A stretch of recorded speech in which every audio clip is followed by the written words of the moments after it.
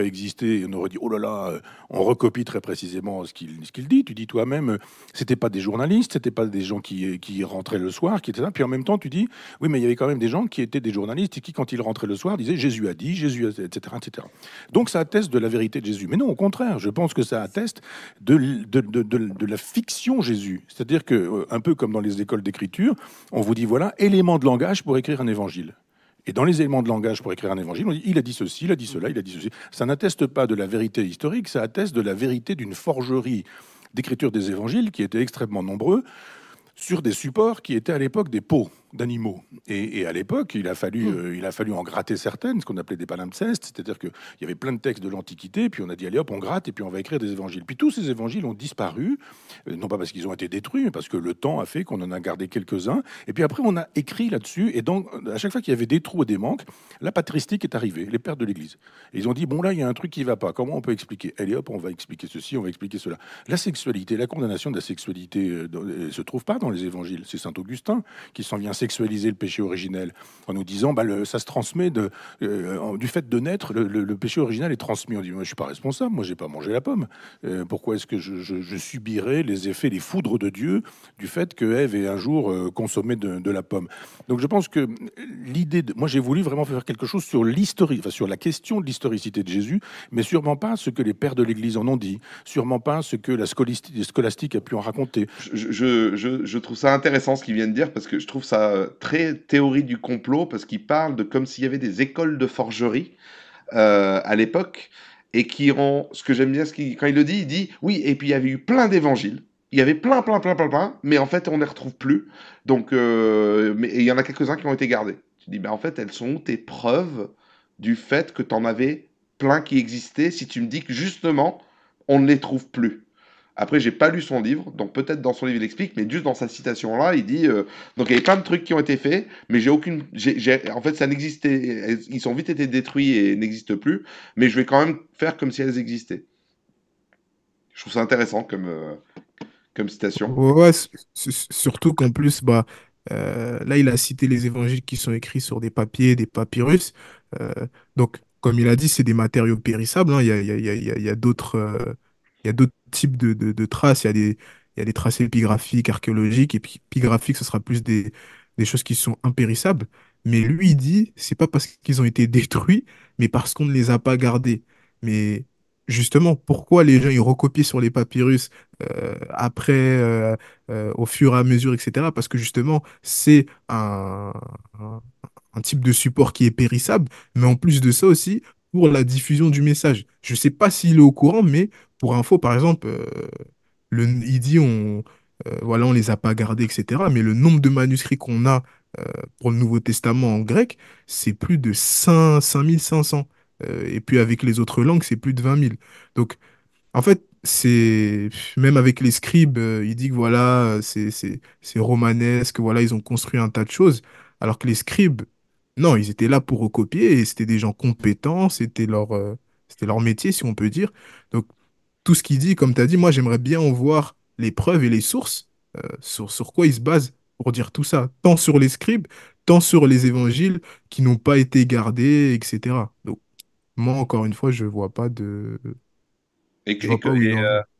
et par rapport au lien du fait que ça a permis aux pères de l'Église, dont par exemple Augustin, d'insérer des choses.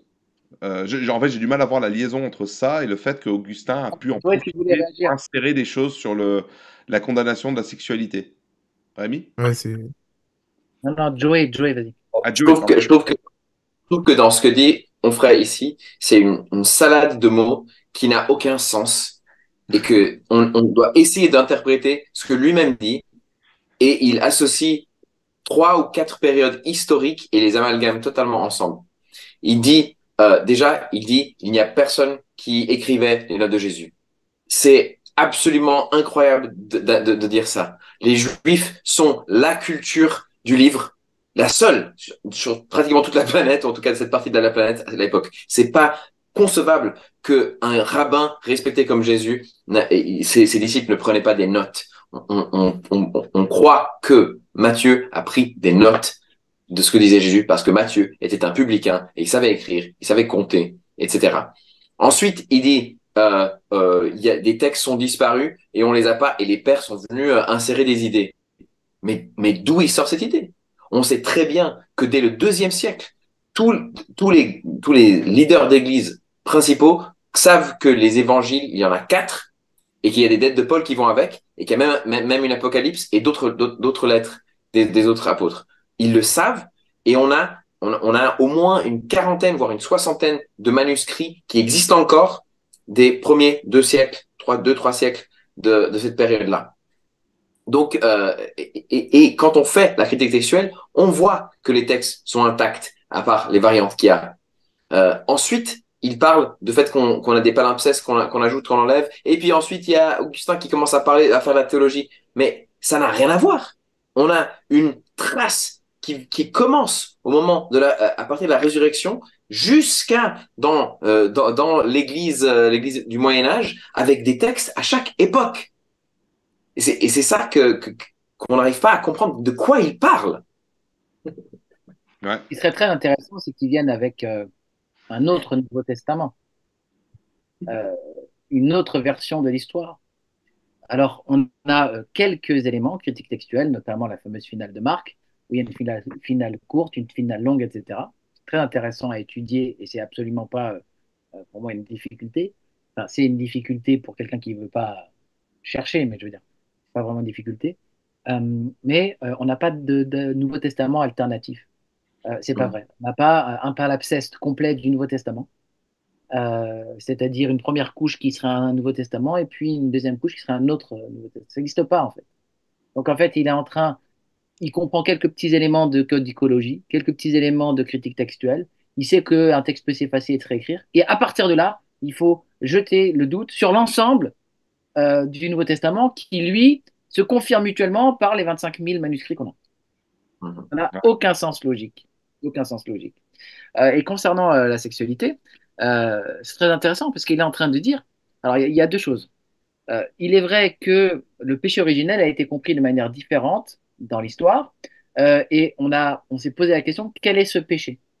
Et en particulier dans les écrits d'Augustin, mais pas que, on peut avoir des liens entre le péché originel et la sexualité. Et c'est très intéressant parce que Augustin est néoplatonicien.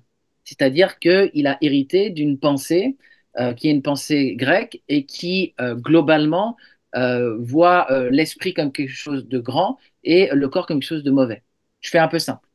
Et donc, il y a un mixte, une sorte de syncrétisme entre le christianisme véritable des Écritures et une philosophie grecque qui peut se trouver chez un père de l'Église et qui va l'amener à dire le péché originel, c'est la sexualité.